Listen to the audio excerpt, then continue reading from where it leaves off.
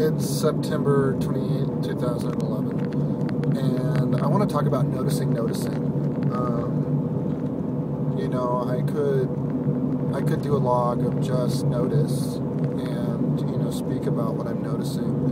But as I was thinking about that, I started realizing how the noticing of the noticing is a big piece of noticing. That might not make sense, but I think it's a two-way vision, or even a three or more-way vision.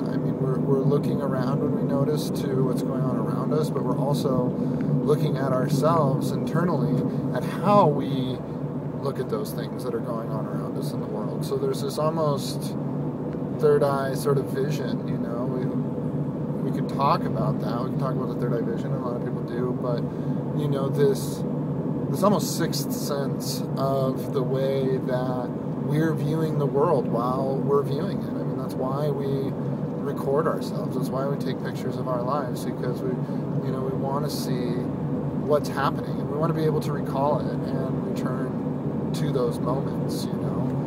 That's why home video footage of our kids or something like that is so priceless and so valuable, because they're going to develop and grow and be at a different stage, and by filming it, we're able to revisit that experience. But right now I'm noticing how insecure I really am about myself and my place in the world, and how unnecessary that insecurity really is, and how gripped by fear I've been most of my life.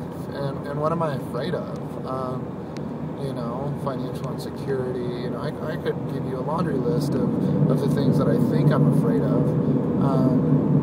But really, that's a lack of trust. And, I think that connects to, the culture of trust that we're trying to cultivate at the BU house. And, in my conversation with Shelly, I just realized how insecure I was about representing what's happening there, and how unnecessary that insecurity really is, because, whatever I say is, my perception, and, if somebody can't just necessarily come in there and get what's happening, in a, 5-minute conversation, it's taken me months now to start really digesting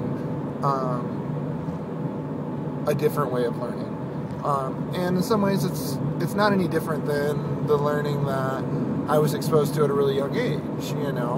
Again, I think we understand the Socratic method of learning, but when there's an agenda, scholars and philosophers debate still to this day of what Socrates' agenda was, because in one hand, he had no agenda, and the other people think that, he was trying to lead them, his interlocutors, the people that he was talking to, down a certain path. It's debatable. But, the point that I really want to make is that, I think the reflection, and Seth Godin actually talks about this in that blog piece about, why it's so good to blog. It's that metacognitive piece. You're really seeing yourself develop.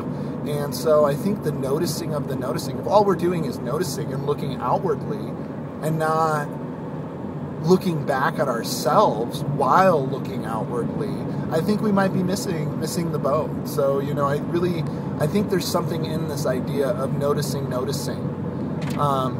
And I'm not just saying that to be redundant. I think, this idea of noticing ourselves, noticing what is happening in the world, is a big piece of that noticing.